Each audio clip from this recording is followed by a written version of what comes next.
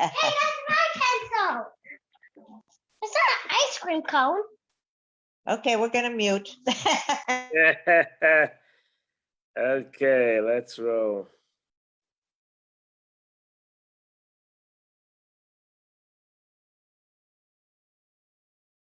Okay, we're holding the sixth reading of the portion of Kisavai.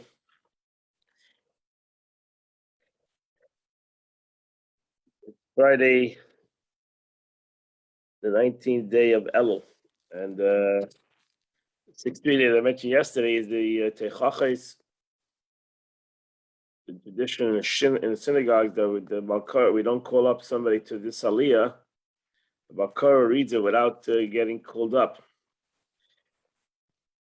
Because it's all the curses that, the warnings that Moshe Rabbeinu, really more curses that Moshe Rabbeinu gives to Jewish people, chas v'shalom, if they don't follow the Torah.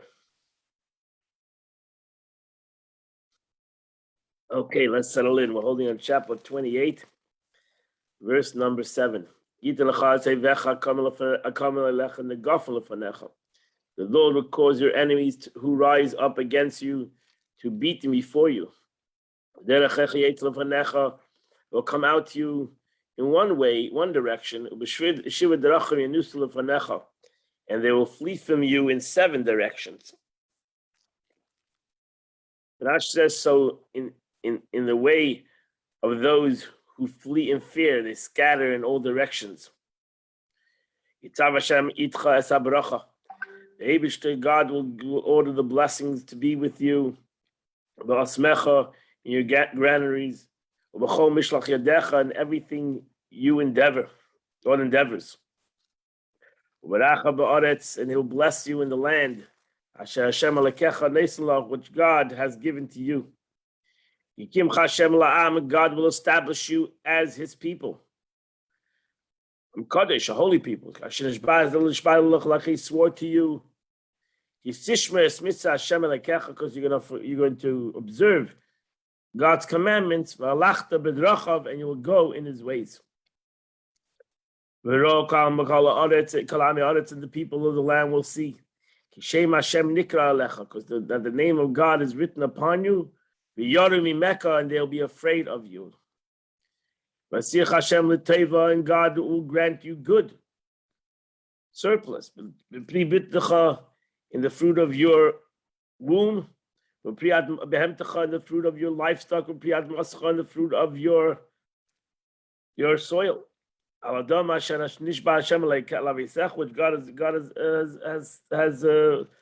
has sworn to give to you, to give to you. Verse 12, the Eibush will open up the good treasure. As Hashamayim, which is the heavens, to give the rain in the land, be eaten at a time. To bless all the work of your hand. You will lend many nations. Silver, you won't have to borrow. You'll be the lender, not the borrower. God will make you as a head, and not as a tail. You'll only be above. You'll not be below.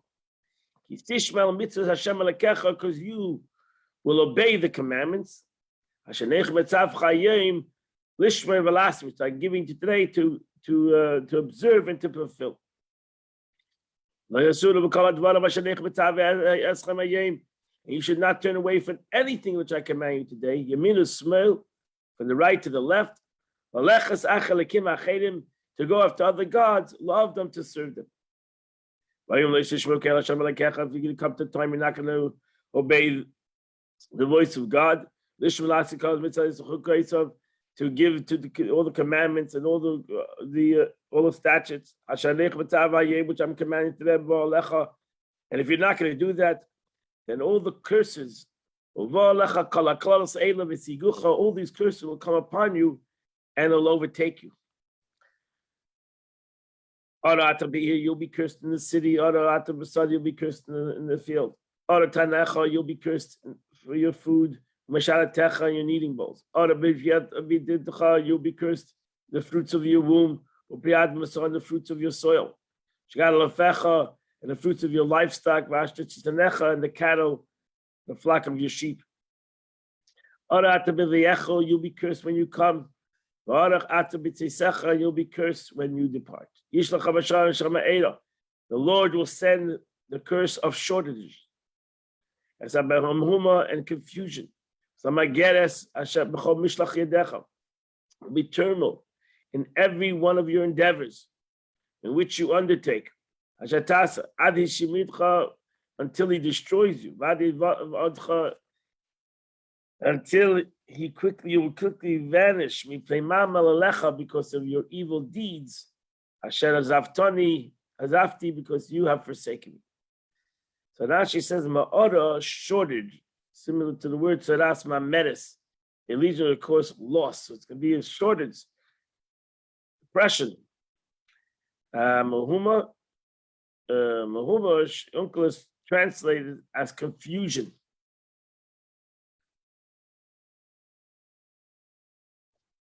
Down the panic. Verse 21. The Lord will make pestilence cleave to you. Until you are exterminated. From the land which you are coming there to inherit. Verse 22. The Lord will strike you with consumption, fever, illness, and burning fevers. A disease which causes unequivocal thirst.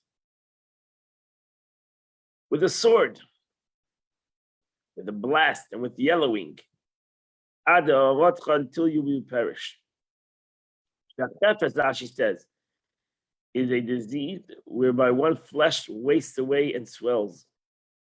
Kadachas, fever, is an expression for the fire that burns, kadcha, in my nose.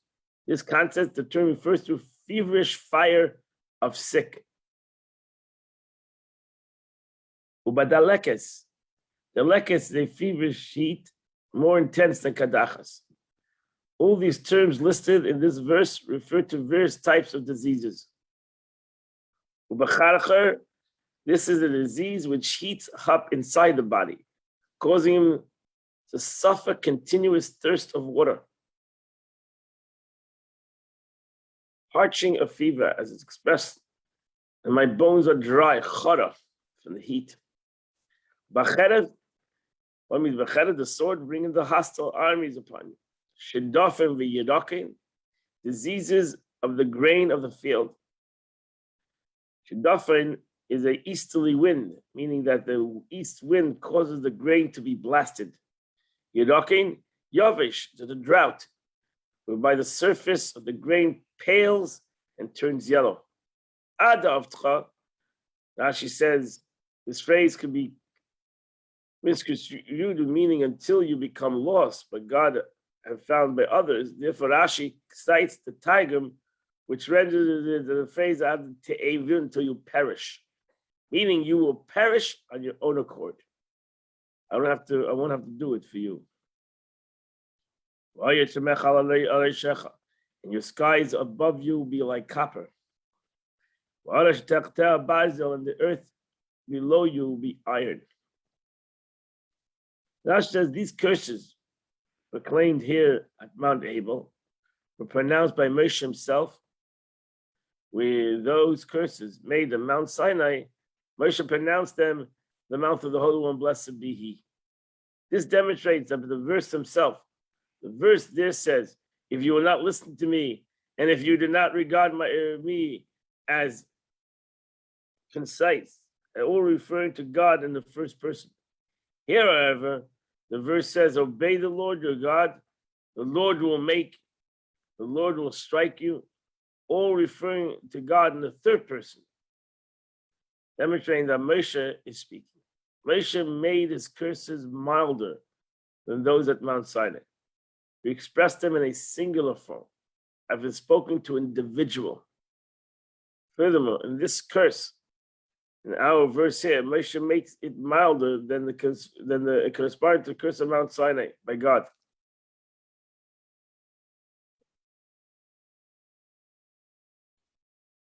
and your earth will be like copper, over here he says, meaning that the skies will not sweat the moist, just as iron does not sweat. Consequently, there will be a drought in the world, where the earth will sweat, just as copper sweats, thereby causing the fruits to rot. Here, however, Scripture says your skies, copper, your earth, iron. That means that the skies will sweat, will be moist, and thus, even though they will not pour down rain, they'll not be consuming drought in the world.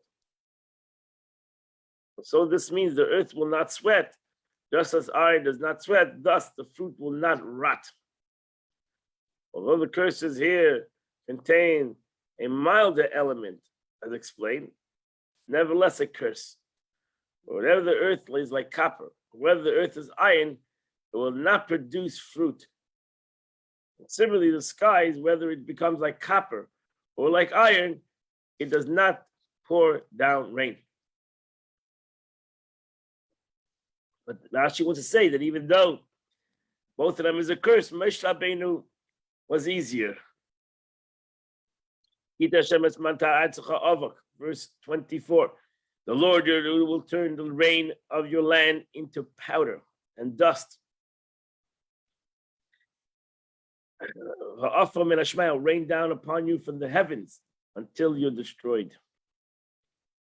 The Rashi says, how do you two opposites coincide? Rain and dust. Talmud answers, the text refers to a wind which follows the rain. Rain will fall, but insufficiently. Moreover, there'll be not even enough rain to cause the dust to settle. Then a wind will come and raise the dust and cover the vegetation surrounding the seeds, which will still be moist from the water. The dust will adhere to them, forming a layer of mud, which will dry up on the vegetation, causing it to rot. Thus is the meaning, the Lord will turn the rain of your land into powder and dust. Will turn it into mud. Verse 25, David will cause you to be broken before your enemy. You'll go out against him in one direction, but you'll run away in 7 directions. And you'll become terrifying to all the kingdom of the earth. Rashi says, and trembling. This means anyone who hears about your plagues will tremble in fear, saying, woe to us. Let this not befall us, what's happening to the Jewish people, in the way which has befallen these people. And your corpse will be food to the birds of the heavens, and to the beasts of the earth. And no one will be frightened of them away. Verse 27, the Lord will strike you with boils, with Mitzrayim, that happened like the boils of Egypt, with hemorrhoids, and with oozing sores, and with dry lesions. You will not be able to cure yourself. Rashi says, this was a very severe lesion. It's moist on the inside and dry on the outside. Garav is wet boils. Paras is boils dried as shards. The Lord will strike you with insanity. Will be with blindness and with bewilderment. Rashi says, what means bewilderment? Clogging of the heart. Verse 29, you're going to grope in midday, like a man who gropes, he's looking around in the dark.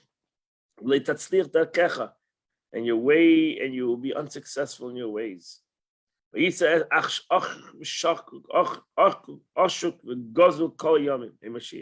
You'll be oppressed and robbed all the days, and no one will save you. You'll be oppressed, you'll be experiencing controversy regarding everything. Isha tivarish ishacha yishkavena. You will betroth a woman, but another man will lie with her. Bayis tivna, you'll build yourself a house, but you will not live in it. Kerem tita, you'll plant a vineyard, but you will not redeem it. Now she says, you will not lie with her. The word stems from the word shogil, meaning pelegish, which refers to a wife without Jewish marriage contract. Concubine. Never scripture emphasized the term by having it read yishkavenu instead, thus giving it more delicacy. It says yishkalena, which is more harsher. Again, that somebody does have her without marriage. So there's yishkavena. Somebody else will marry her. So you will not have her, but she'll be she'll get married. So it's more of a delicate way of saying it. It's like a modification made by scribes. The chalalena, what means you will not redeem the fruit? This is referring to the fruit of the tree, which must not be used for 3 years, right? The first 3 years it's awesome. The 4th year, you can redeem it. You go to Israel, you go to Jerusalem with the fruits of the 4th year. But you won't be able to do that. You will not do that. So you'll plant the tree 3 years, but the 4th year you'll not redeem it. So you not have to redeem it. The 4th year, you will not. The fruits are not going to come there. Your ox will be slaughtered before your eyes. You will not be able to eat it. Your donkey will be snatched right in front of you, and it will not be returned to you. Your flock will be given to your enemies, and you will have no savior. Verse 32, your sons and your daughters will be given over to another people. And your eyes will see this, and you'll long for them all the days, but you'll be powerless. What means you'll long for them? Meaning your eyes will longingly look out for the return of your children, but they will not return. Expression "kaloyin einayim" refers to a hope which will never materialize. A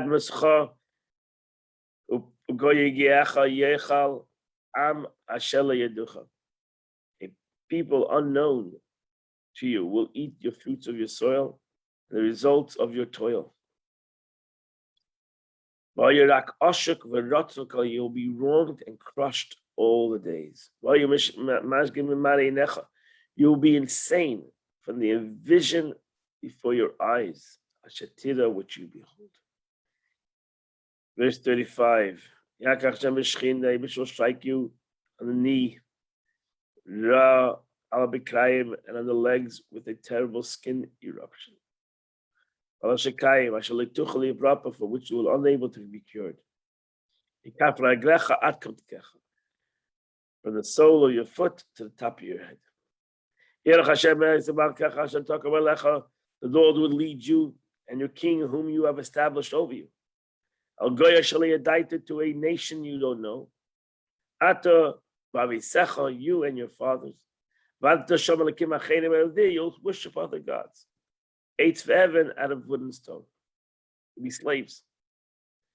You'll become there as an object of astonishment. And there's an example between all the nations, which God is going to bring you there. So as to the Shama, astonishment, meaning astonishment. Thus the meaning here is whoever sees you will be astonished about you. The mashal is an example. When something terrible befalls a person, people will say, this is like trouble that happens to so and so. Expression similar, and you will teach them and speak to them. That is, the people will speak about you. The word is the same as the way, namely l'shanini, similar to vishinanta, meaning to talk. People talk about you. You'll be the talk of the world. Verse 38. Zedadav, Taitzi Asada, you'll make much seed out of the field. But you'll gather little. Because the locusts will finish, eat what you have planted. That means the locusts will consume it. You'll plant vineyard and work them hard. Well, I put the hard. You'll work them. But you'll neither drink their wine. And you'll not gather the grapes. Because the worms will devour them. They see me, you'll have olive trees. I know your land. But you'll never get any oil from it. Because the olive trees will drop off. Now she says, meaning the olive tree will shed its fruit.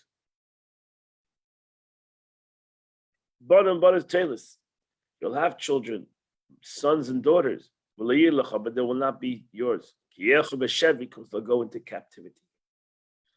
The trees and the fruits will be soil, will be destitute.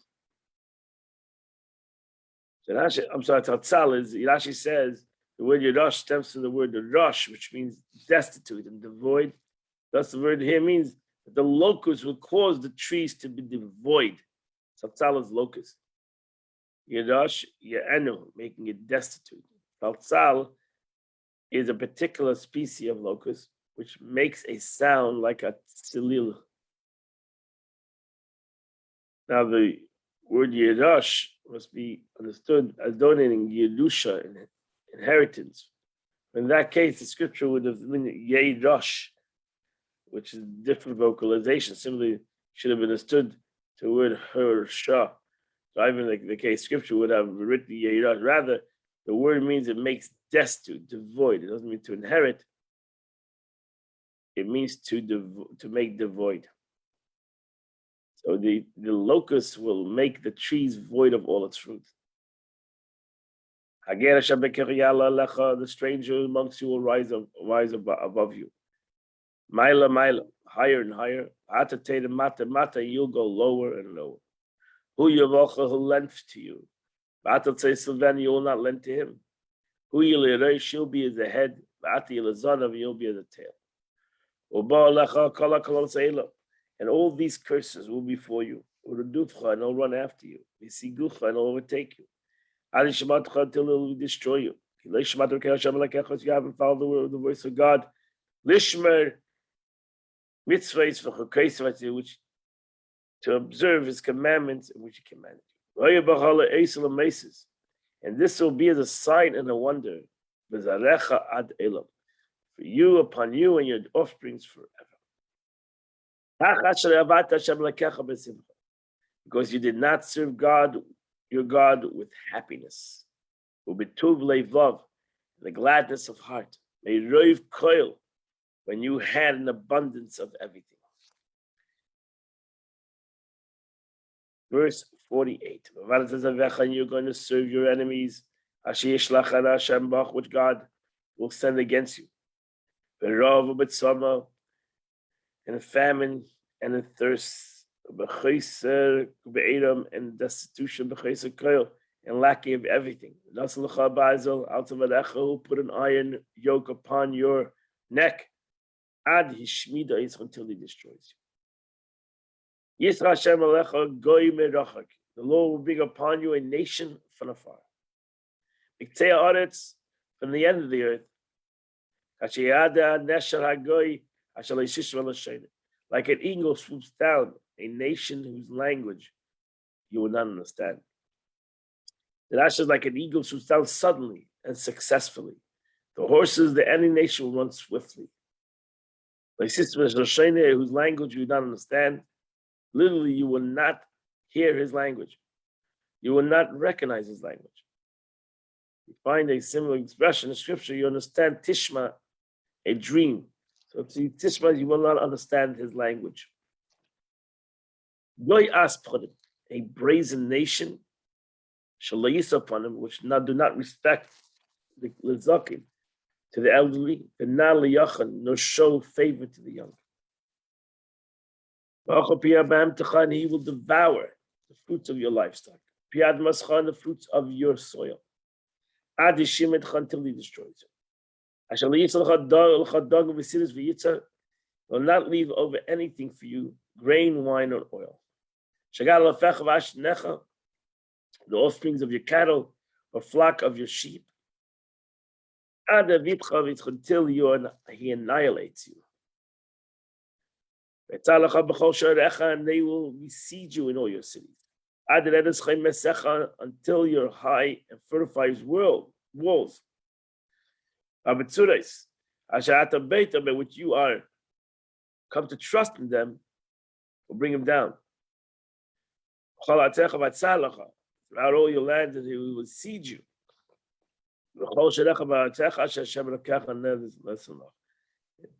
All which God has given to you.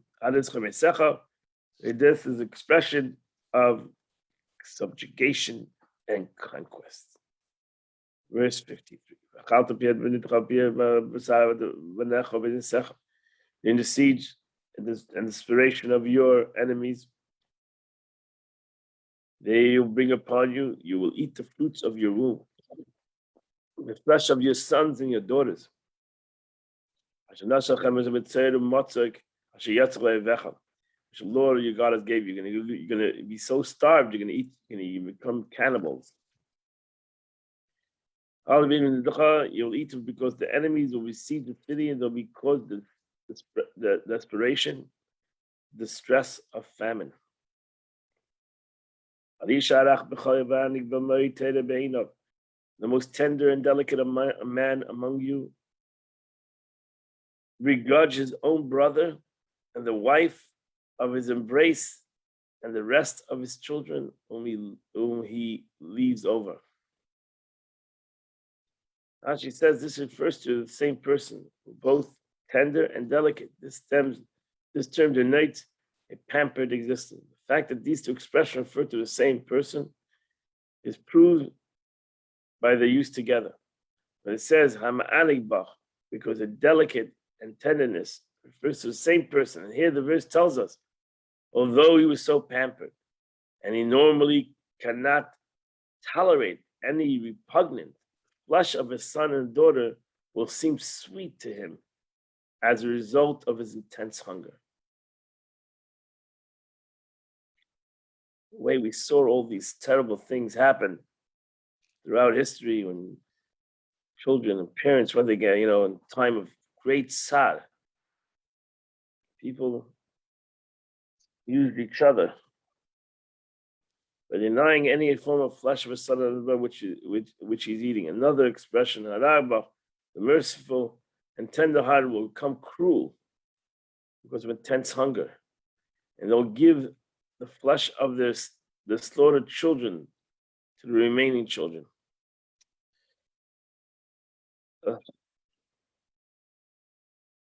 It's scaring me. Verse 55. Of giving of any one of them the flesh of his children, which he is eating. Because not a thing will remain for him in the siege and in desperation which his enemies will bring upon you in all your cities.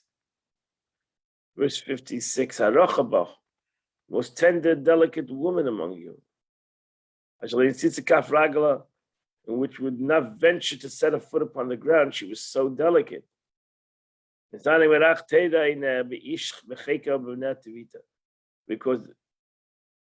of her delicate tenderness, will begrudge the husband of her embrace and her own sons and daughters. And for the infant who emerged between her legs, and from her own children who she will bear. For she will eat them in secret and in besiege and desperation, which your enemies will afflict upon you in your cities.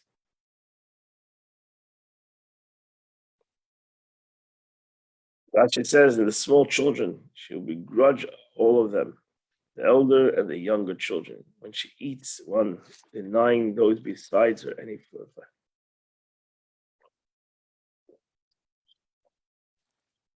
Verse 58.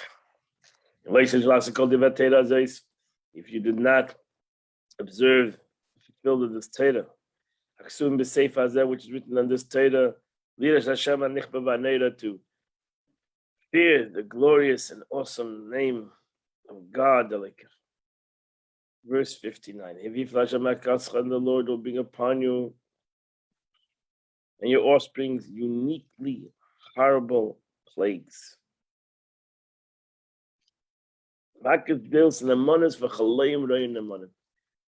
Terrible, unyielding plagues, and evil and unyielding sickness. Hashem, Rashi says, the Lord will bring upon you plagues which is more remarkable and different from any other plague. And among these plagues will be faithful, chastise you in order to fulfill their mission. Hashem kol madve Mitzrayim. And I will bring upon you all the diseases of Egypt. Your guide to which you dreaded with them. With dafro bach, and they will cling upon you. As you got to them, that says you dreaded these diseases, not that you dread Egypt. When you saw the extraordinary plagues that befell Egypt, they were afraid of them, meaning they were afraid that these plagues would befall them.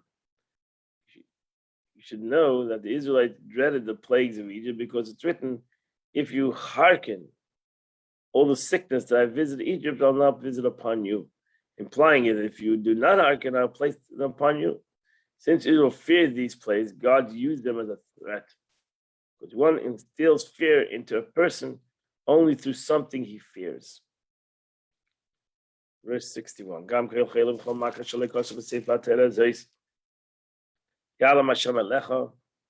Also, the Lord will bring upon you every disease and plague which is not written in this Torah, which I have not written there. God will bring upon you until he destroys you. The Shaitim say, you're going to always you'll remain few in number. Where you were once the numerous of the stars of the heavens, you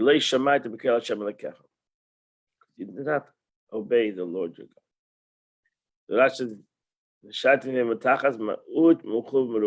Instead of being numerous, you will be very few. Verse 63.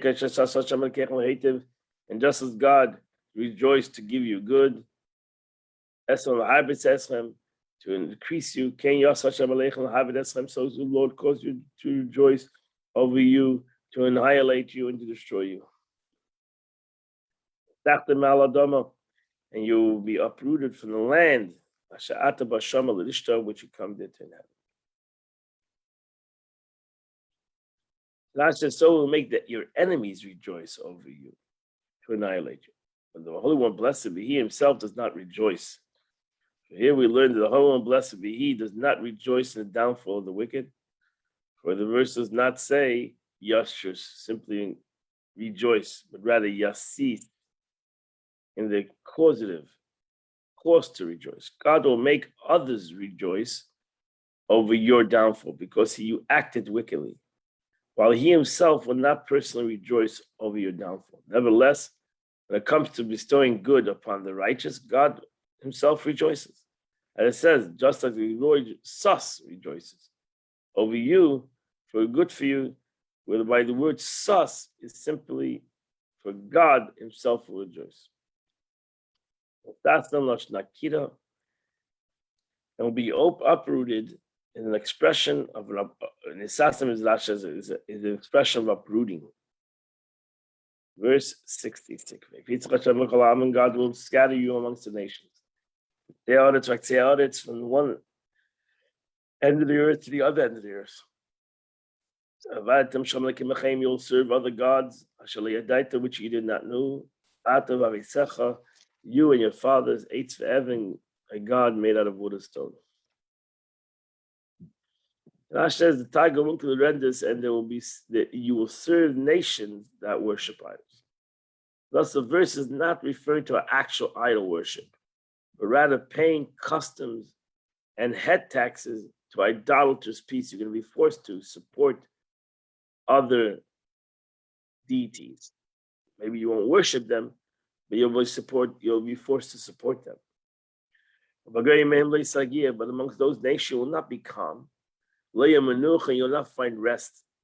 To your feet. And God will give you a trembling heart, a naim, and dashed hopes, the very nefesh, and the depressed soul. So in these nations, you'll also find no rest. You will not rest, similarly to the verse number 1. There is a trembling heart, as the Targum says it, a fearful trembling. You're hoping for salvation in these nations, and it'll never come. Verse 66. And your life will hang in suspense before you. And you will be afraid at night, and by day, and you will not believe in your life. That says your life will be in suspense, meaning they hang in suspense because of uncertainty. Any doubt denotes the term of to suspend. Here, the doubt that you will constantly think perhaps will die today by the sword that is befalling upon us. Our rabbi explained this verse as referring to the one who purchased produce in the marketplace. He relies directly on the marketplace for sustenance. The risk that if one time there will be no produce in the market, he will have no provision. Thus, he hangs in suspense. Today, that happens. When you say, oh, there's going to be a situation, everybody goes by, empties out all the toilet paper because we're relying on the market and we're starting worrying maybe it's not going to be there. This refers to one who relies on a shopkeeper for his sustenance. This curse, therefore, represents a level of trust far worse than one who relies on the marketplace. Person can take provision for the marketplace to last a long time, but one who relies upon the middleman is a further risk of not receiving sustenance. Babak in the morning, you're going to say, meet in the morning, you say, when is it going to be evening? Or in the evening, you say, when is the morning come? Because you always be afraid. From the fear in your heart, which you experience, and because of the sight of which you behold. So you're always wondering, if there were only yesterday evening, troubles will be worse in the morning, so that you will yearn for the previous evening. And the evening you'll say, if only it were morning, if it were only morning of that day. Thus the troubles will always progressively intense. Each hour the curse will be more severe than preceding hour. Lo bring it back to Egypt in ships. But in the way in the way which I said you will never see it again, you're going to go back to Egypt. And there you'll seek to be sold to your enemies. You'll be sold to your enemies. A slave and handmaids, and there'll be no buyer. Rashi says in ships of captivity, you're going to go back to Egypt. You wish to be sold to them as slaves and handmaids. Because they will decree death and destruction upon you, they're not going to buy you. They're going to say, let's kill you.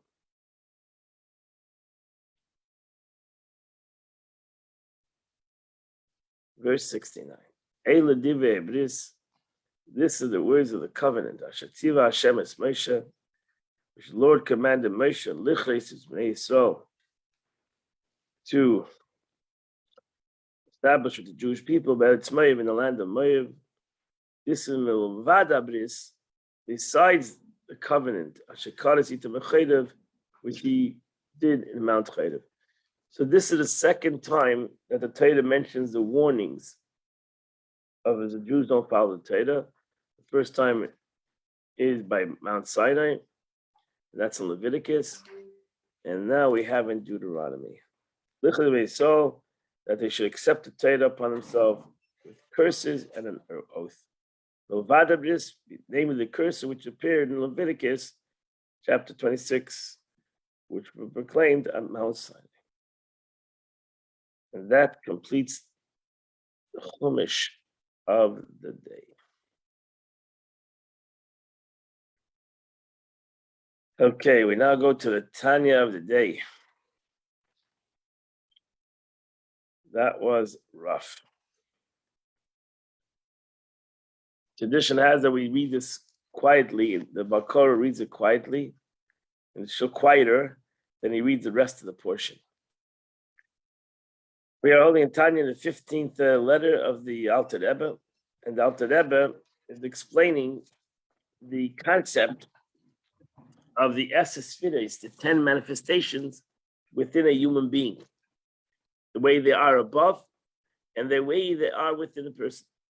And he explained that chesed, every person has chesed, and the epitome of chesed, when we want to express what means a human being with chesed, we gave an example of Avraham Avinu. Avraham Avinu is the concept of chesed. That's why in Kabbalah and Chassidus, we say Avraham is chesed, Yitzchak is gevura, Yaakov is tiferes. So we give human beings as, or you want to, there's a poster child. So Avraham is the poster kid of chesed. Self-understood, Avraham Avinu himself said, you think I'm chesed? I'm like a aphid. I am like the dust of the tree. I am like the dust to real chesed.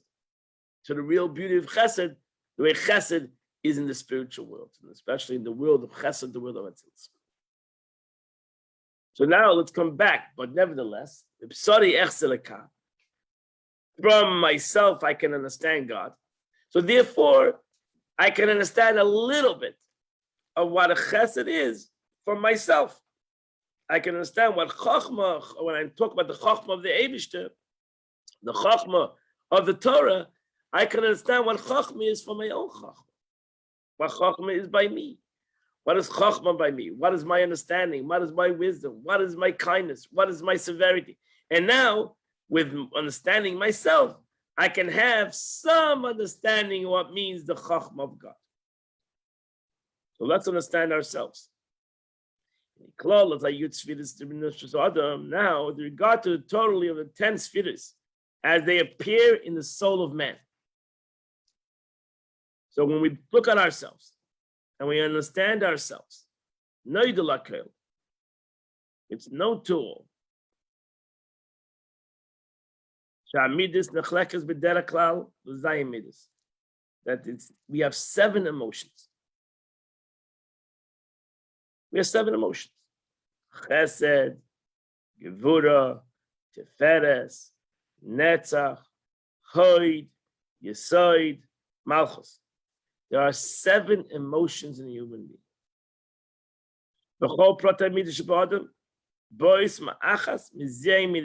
And all particular attributes in a human being come from one of these 7 midas. That's the way it goes. For they are the root of all attributes and we call it the same. And their generality. For example, midas chesed, the attribute of kindness. That's a general concept. That's a general giving. There's a lot of different ways to give, whether it's through money, time, talent. All is chesed. Whatever the concept of giving is, it goes into the level of chesed. Goes into the concept of chesed. That's a general concept. General midah, kindness. Lashpia b'li gvul, which is to give in any way, any person, any way, in any capacity. Again, I said, whether it's through money, through time, talent, efforts, whatever it might be. Midas agura, and then you have the concept of gevura. Your attribute of gevura. What's your attribute of gevura? L'tzamtzim lashpia. Gevura says, no, wait a second. I have limitation. Oh, I have chesed, but I'm limited. I'm limited in money that I can give. I'm limited in time. I'm limited in talent. I'm limited. So I am not going to give everything to one person. Oh, I'm going to have to split it into 10 people. I'm not going to give so that's limitation. That is gevura. All your gevura says, you know what? I'm not going to give anybody. Hear this expression, oh, it's been given everybody. Now I'm going to think about myself. That's it. I'm cutting off everybody. I'm stopping to give. I'm thinking about myself. That's it. That's gevura. That's gevura. That's saying, okay, cutting off everybody. I'm now going to focus on myself. And then you have midas harachman. You have the third attribute. That is the attribute of Rahmanis. Attribute of Rahmanis is a concept that even though I say, oh, I'm not going to give anybody, but I have Rahmanis. So now we have a third attribute that comes in and says, wait a second. Fine that you decided not to give, but you have Rahmanis. Now you have mercy, compassion. You're going to have to give again. So you're not giving because you have chesed. You're not giving. You're not going to give because of gevura. You're going to give because of racham. So that's the third attribute that we all have. Baruch Hashem. Rachmanim b'nei rachmanim. We are merciful because we come from mercy. So we have mercy within us. Thank God. So the attribute of rachamim, compassion, which seeks to pity a person through compassion is appropriate. To the extent of benevolence to him as well, although he may be unworthy. You say, oh, my gevura says you're not worthy to be given. But my rachamim says, okay, I have rachmanis, and whether he's worthy or not worthy, I'm going to give him. So that's the beauty of the third midah, the beauty of midas harachman. And that's midas harachman, the midah memutza. That's why that's the middle rung. Chesed is to the right, gevura is to the left, and rachman is the middle. Ben gevura lechesed. So that's the beauty of rachamim, teferes. It's another expression to chesed gevura teferes. Third attribute, midas harachman. So that's a third principle, and it's the middle. If you always see a diagram of the middays, chesed is to the right, rachman is to gevura is to the left, and rachman is in the middle. Like a segel, like a segel in the vowels of the Hebrew vowels. A segel is 3 dots, 1, 2, and the third in the middle. So teferes, rachman is always in the middle. And that is the latter, which is diffuse benevolence to all. Even the person who compassion is not at all appropriate. In so much he lacks nothing, and he's not in a state of trouble whatsoever. So, but Achman doesn't take that into account, because the attribute of chesed is unlimited. It desires to benefit even someone who's lacking nothing. The attribute of Achman, by contrast, is seeking to accomplish is to compound, being compounded of gevura, will not seek to diffuse indiscriminately. At the same time, Rachman pleads the cause of any individual who is in an pitiable state, however unworthy he may be.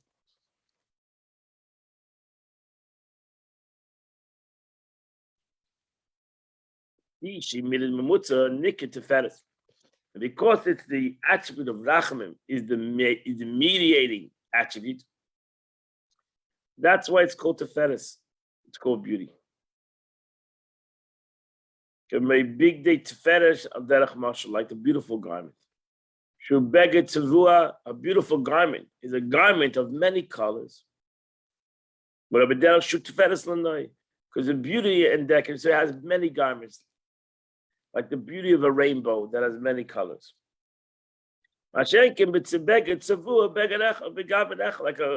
dyed, take a garment as one color. Doesn't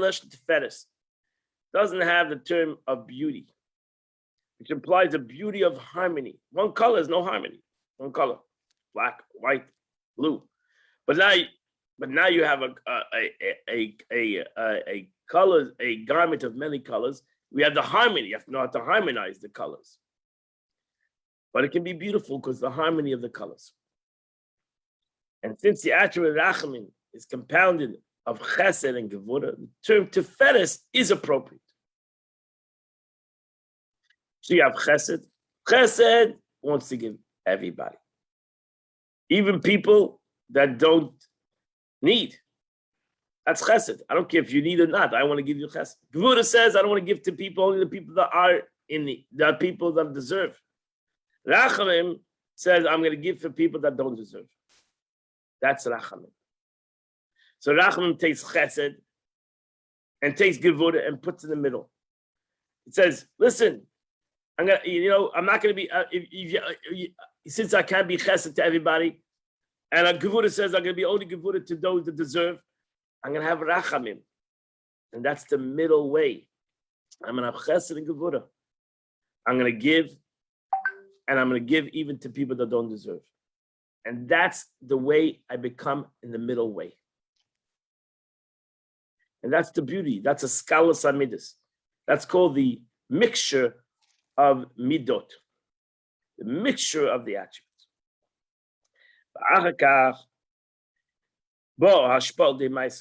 Afterwards, once the attribute of either chesed and gevura or tiferes is aroused to dispense benevolence, as the fusion is realized, the time of the actual diffusion. It's necessary to deliberate how to diffuse in such a way that the recipient will be able to absorb it. For example, you want to show an act of kindness. You want to teach your son, your child, an intellectual concept. You have unbelievable chesed. You want to teach him chachma, wisdom. If you're going to say it totally the way it's in your mind, your son will not understand one word you say. You can't do that. So it explains this could happen either because the concept as understood by the father is too abstract and subtle. There's a son and needs to be lent more tangible garb, such as a parable, or B, because the concept is too comprehensive and too diverse and needs to be broken down into tangible segments. Only some which will be presented to the son.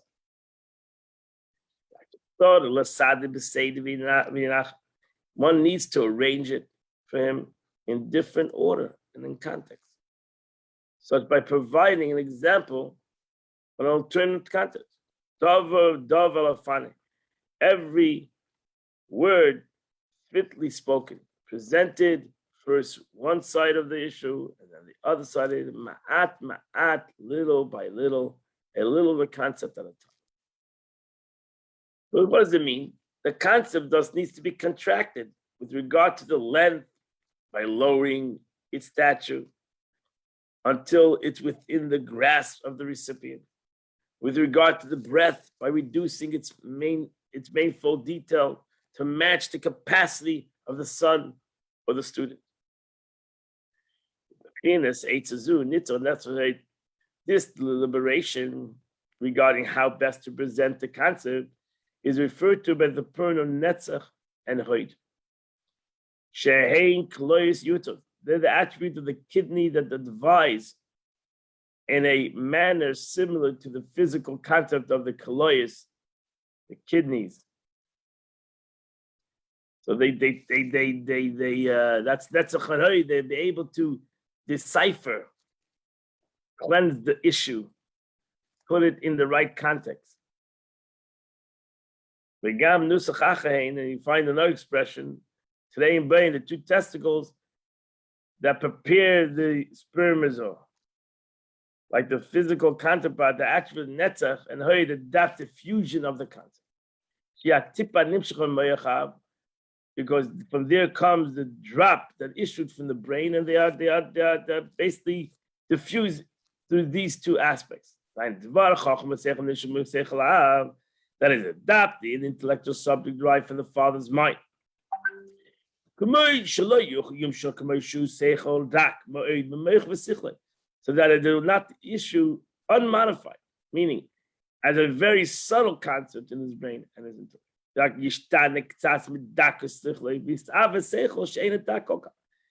it changes somewhat from the subtlety of his intelligence and becomes somewhat less subtle concept. So that the son will be able to receive it in his mind and understand. That's the analogy. My analogy is good. My analogy of a droplet of semen that comes from the brain, ultimately, of the father, and ultimately has to be cooked and brought out.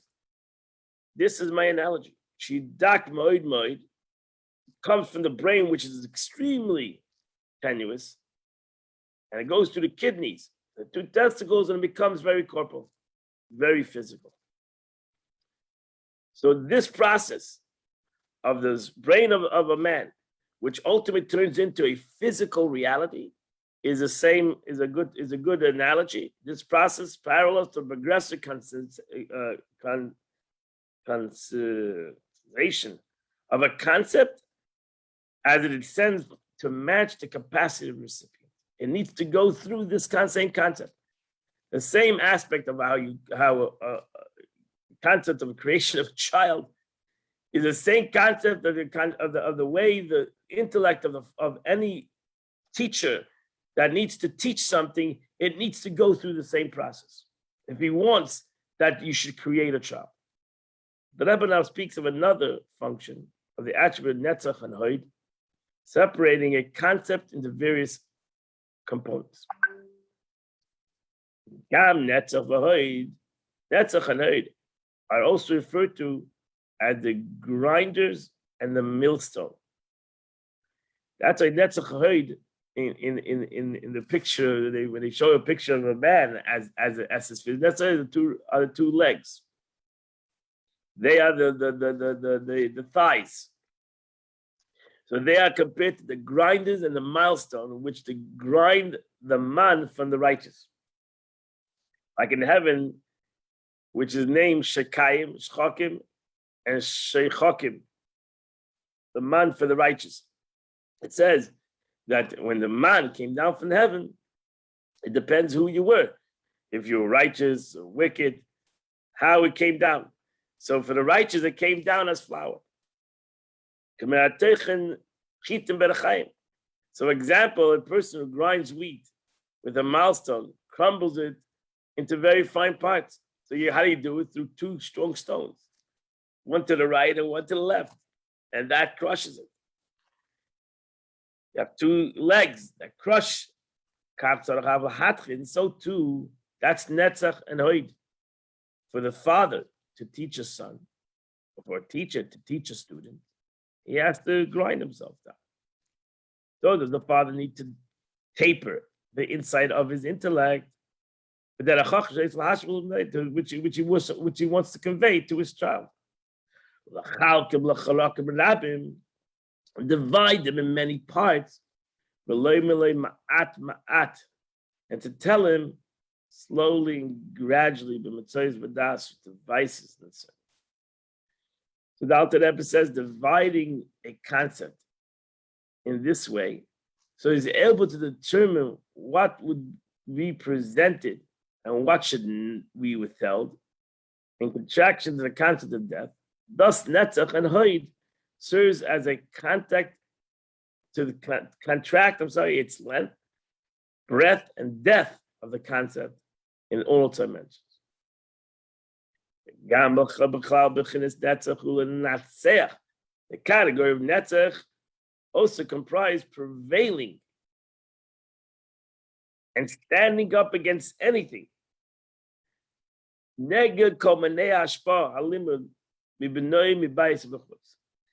Netzach is victory, is to stand strong and to give the teaching. Because there might be some forces who don't want you to give the teaching. You have to be matzeh, you have to be victorious and give the teaching. Whether the challenge is from the inside, the bias from the inside, bachutz from the outside. Bias, what means from the inside? From within means firmly resisting the attribute of gevura and tzimtzum with the father, within the father itself. You have within the father itself, the gevura says, I don't want to give this to the child. For whatever reason, I don't want to give this to the student. You have to stand firmly.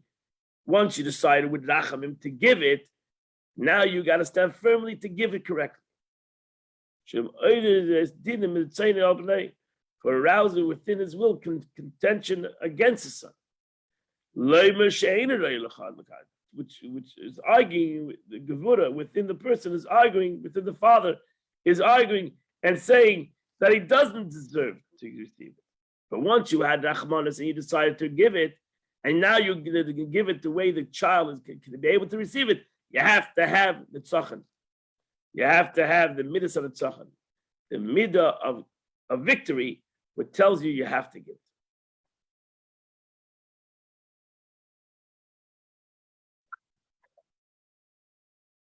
According the box over here, according to some manuscripts, which was compared as previous print in the edition of the Geras HaKodesh, the current edition was being prepared for publication. There's an omission here from the text.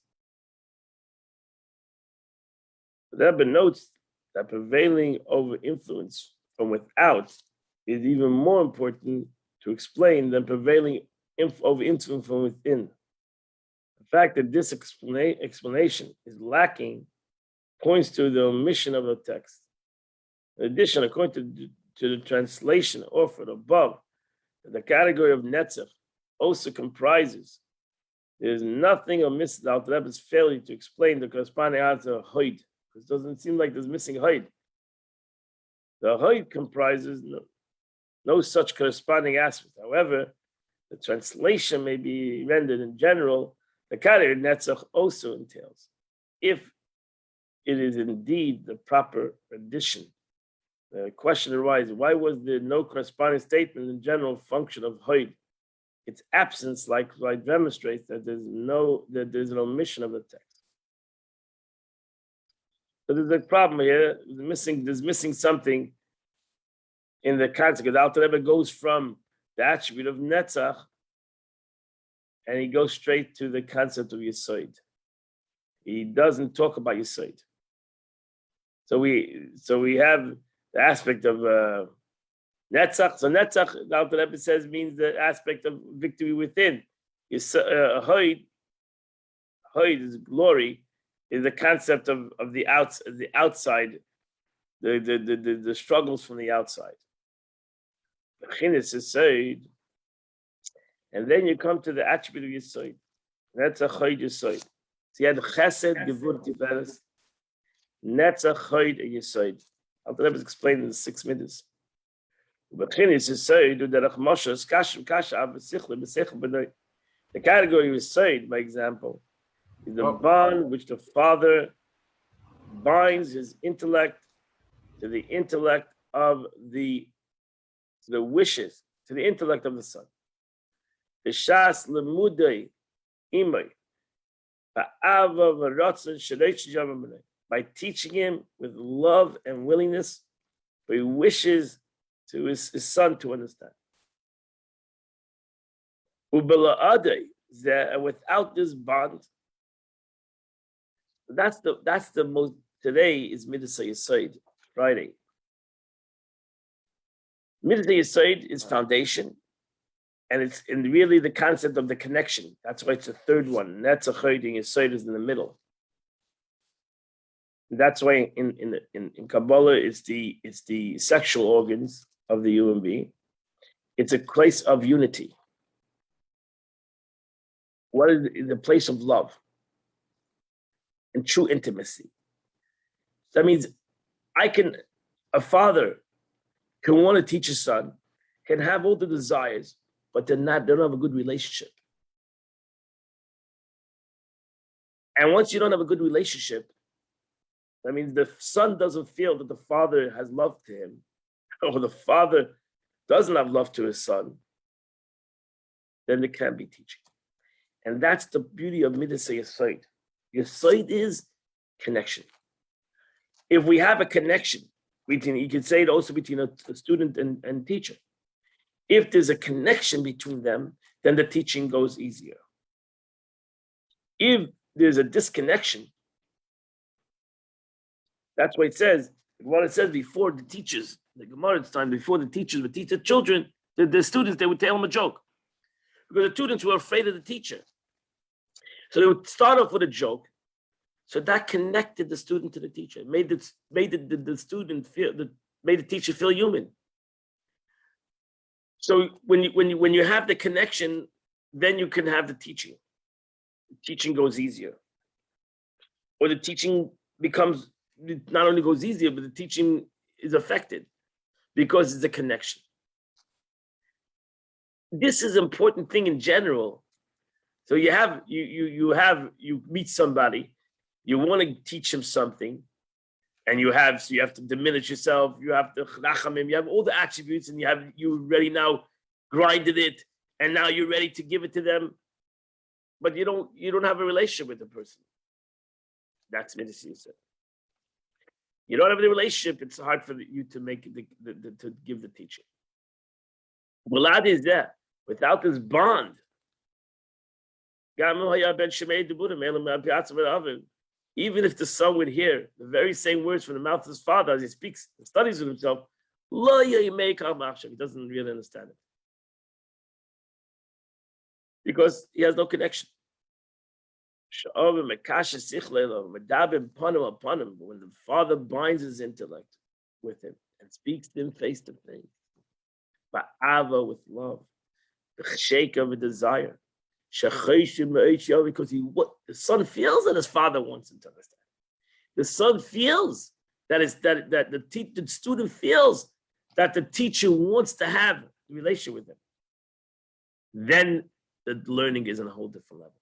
And that's Midas Yesod, which is called foundation, which is really a foundation. That's why Midas Yesod is also the middle rung. Midas Yesod, so Rachamim is the middle rung. Chachmim Das is the middle rung. Das is unity. Rachamim is unity. And Yesod is unity. So all the middle rung of the 10 Svidis is all about unity. And then you have Malchus, which is the ultimate aspect of unity, because it receives from everybody. So it's all about connection. That's why Chassidus says it's all about relationships. It's all about the relationship between us and God. Once we have a relationship, we can work on anything. You have a relationship with somebody, everything else can work. You don't have a relationship, so then it's hard to understand each other. It's hard to connect with each other because we don't have a relationship. We don't have ava to one another. That's why it says, the most important, you have to have avas Yisrael. You have to have love of the Eibishter. You have to have love of another Jew. And that's Midas Yesod. That's the relationship. We have to feel like we're intimate with one another. We are one with one another. That's the beauty. So as a father, the father does not merely want to enlighten his son. He desires stemming from Yesod is powerful because it's driven by pleasure. I want the relationship. I have a pleasure for my son. I have enjoyment from this relationship. In the holy writings of the Tzemach Tzedek, blessed memory, discourse entitled Ki Yadaitiv, chapter sections 13, where this passage is quoted, the above words as he speaks and studies to himself are not found. Right? Because the son hears his father learning. So the son can learn from his father who's learning by himself. So Tzemach Tzedek took out that the reason of the omission, not only that there's a difference between what the son passively observes, when he hears his father studying independently, and B, what he observes when his father actively teaches him. But even when the father is actually teaching, the presence or absence of the quality of Sayyid will determine whether or not the son's mind will integrate by the fire of his own desire and to communicate. So the Alter Rebbe, the Tzemach Tzedek, in essence, didn't want to say there's a not only difference with his father that speaks to himself or he speaks to his son, there's a difference with the son and the father speak to each other. So you don't have to go to the example where the father is speaking to himself and the father speaking to each other. The way the father speaks to the child already, there's a difference. He speaks to him in a loving way, or he speaks to him in an indifferent way. And the greater the desire and the delight of the father to the son, more the influence of the learning. Because the more there's your sight, the more there's the desire and connection and intimacy. The son feels I'm different than everybody else. I'm his son. And he loves me more than anybody else. He has a much deeper relationship to me more than anybody else. Creates more to learn from your father. That's the way it is. The son can receive more and the father will give more. Because through the desire and the delight, you know what happens when you have a delight in teaching? Your mind becomes more heightened and it's amplified. To be able to enlighten, to bestow light upon a son to teach him.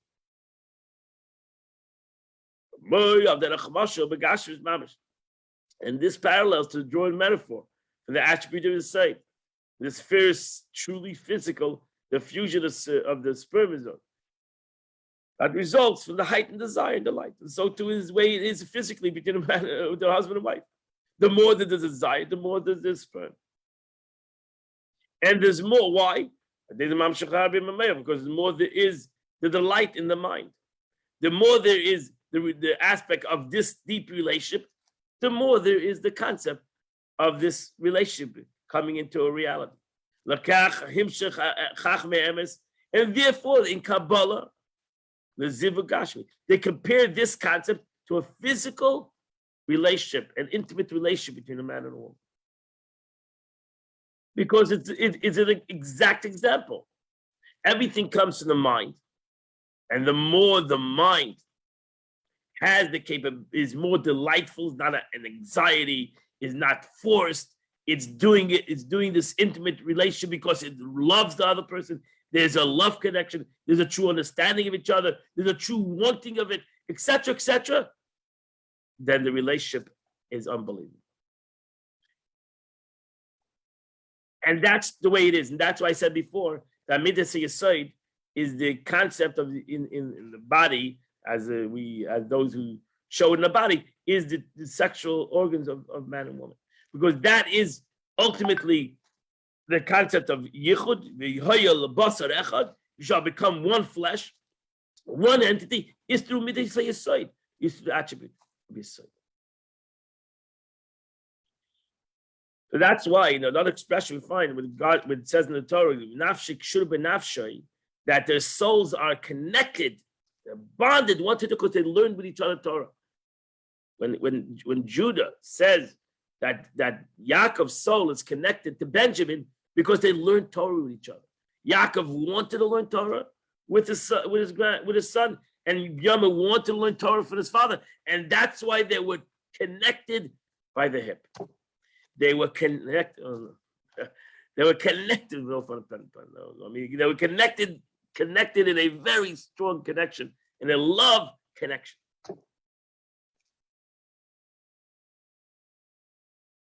Beautiful concept. These attributes, which involve impairing entitlement and the like, are external aspects of the soul. These are all external aspects of the soul, the way they express themselves. Is within them vest an inner attribute, which brings about the external attribute involved in the actual imparting of knowledge. Faculties of love and awe and so on. This may be compared to the case of the father bestows enlightenment upon his son because he loves him. So the internal aspect of the attribute involved is love. The external aspect is kindness. That's why chesed and ava are the same thing. So chesed is the actual external concept, and ava is the internal concept. And with the withhold of his influence because of his dread and fear lest the son come to some downfall, heaven forbid.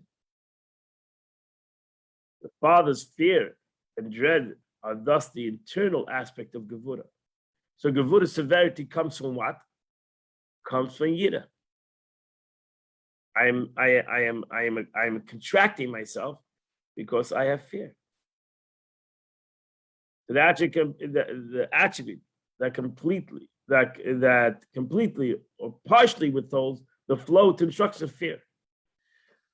So the remaining emotive attributes that are offshoots of love and fear, as explained in chapter 1, part 1 and chapter 3 above, are accordingly they too possess internal and external aspects. Having dwelt with the midas, 7 emotive attributes of the soul, Alter Rebbe now proceeds to discuss the intellectual attributes which give birth to them. We just explained in this chapter Chesed, Gevura, Tiferes, Netzach, Hod, and Yesod. A very practical matter. And what is the source and root of these midas elu, these internal and external emotive attributes? Uchachmase is the chachma, bina, das v'nafshe. Is chabad. Is chachma is wisdom, bina is understanding, and das is knowledge of oneself. Lefi seichel adam, because the way a person's seichel is, that's the way his midas. Kenira b'chosh, as you see it evidently. Shakotin, a child, for example, a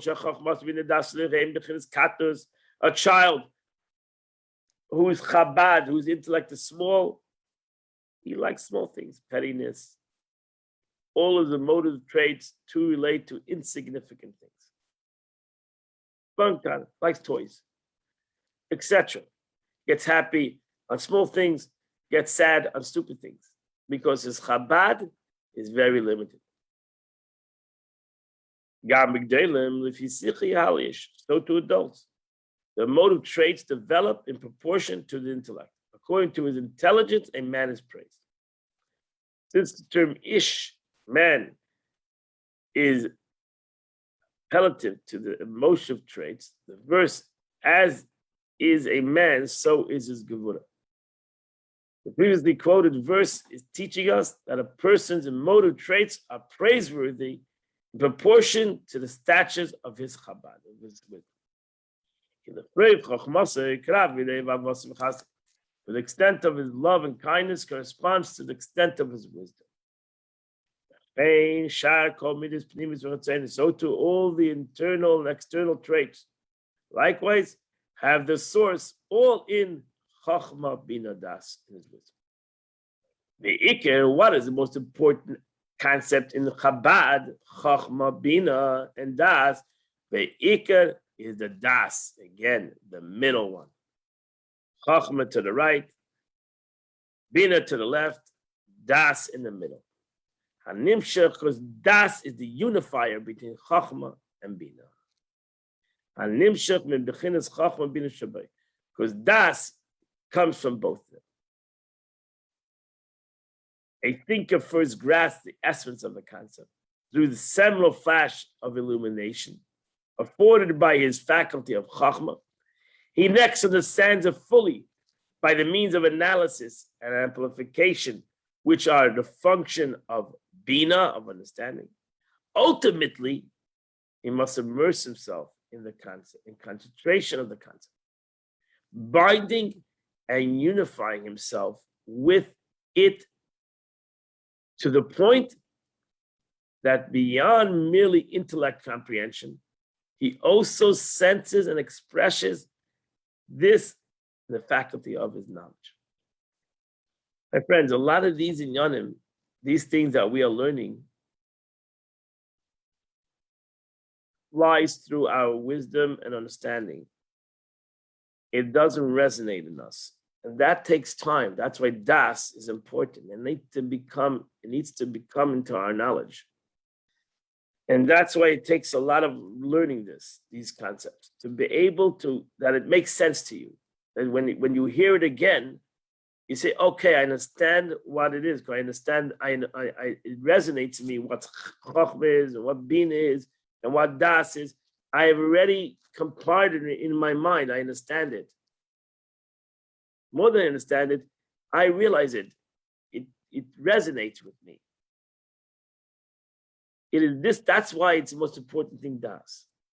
That you can learn and learn and learn and learn and learn. And you'll never get it. You'll hear it. You'll understand it vaguely, but it will never resonate with you. Because I never brought it into das. I never actually understood it to the essence and put it into its right place. And once I can do that, and I can picture it, so to say, in my mind, that's das, knowledge, to picture it in my mind. And that doesn't mean I understand it to its fullest, but I can picture it in my mind. I understand the concept, at least, that the concept is understood. So just even taking today's chitas and learning it again and again, that you understand the 7 midas, or the esses fitters, understanding it, where the way it goes, where's chokhmah, wisdom, where's bina, the right, the left, where's das in the middle, chesed. As out, what means chesed? Chesed, but what's the source of kindness? Because the kindness is ava, love. Then there's to the left, gevura. What's the source of gevura? Source of gevura is yira, the concept of yira. And then you have the middle, which is rachamim, which is mercy. And what's the difference between chesed and gevura and rachamim? When we can incorporate these concepts and we understand it in a way that we can, now I can see it in my portfolio of wisdom. I can understand it, then I can expand upon it. But I first need to bring everything that I learned into a das. It is this faculty that is critical to the development of his midas. This faculty of das, because if I don't have true das, I will never have true ava to the concept, or true yira, true love, or true fear. Such is the spiritual motive of love and awe of God. For das provides them with the substance and the vitality. Das gives you your wisdom and understanding, doesn't give you substance. Where's the beef? Where is it? And that's what das gives us. As it's readily observable, because you see it ultimately. In reality, for the difference between the emotive traits of various people corresponding to the different degree of their dat. So ultimately all relies on dat. Just like, again, that's the middle rung. Das, rachamim, midas hayesod. All of these are the middle rung. It all ultimately relies on das in wisdom. Ava and Yida relies on really on rachamim, and Netzach and Hoid, we really rely on the midas hayesod, which all these three in the middle, symbolic to the concept of unity, bringing aspects together.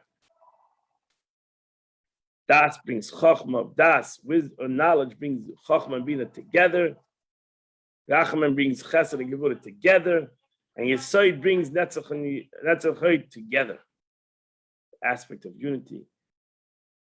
And that completes the Tanya of the day. What a long Chumash, long Tanya of the day. Wow, it took us an hour and a half. Today is the 19th day of Elul, which is chapter 90, 91, 92, 93, 94, 95, and 96. So 90 to 96. And today, the three chapters are 55, 56, and 57. My friends, I wish you a wonderful and beautiful Shabbos. And this Motzei Shabbos starts Slichos by Ashkenazim, and we do Slichos. We're having a Slichos, a musical Slichos at 11 o'clock. Choni with musical instruments. It's going to be a beautiful musical event, inspiring, uplifting, really, really beautiful event this coming Saturday night at 11 o'clock. Everybody who wants to come are welcome to come. And we start the Slichas as we prepare ourselves for Rosh Hashanah, which is coming upon us very quickly. I wish you, meanwhile, a wonderful, beautiful Shabbos. We'll see you all in Midshem on Sunday morning at 8 o'clock. We start the new Parsha of the week. Motzei Shabbos also at 9 o'clock. We're going to do a Havdalah and a living Torah. Have a wonderful Amen. Wonderful.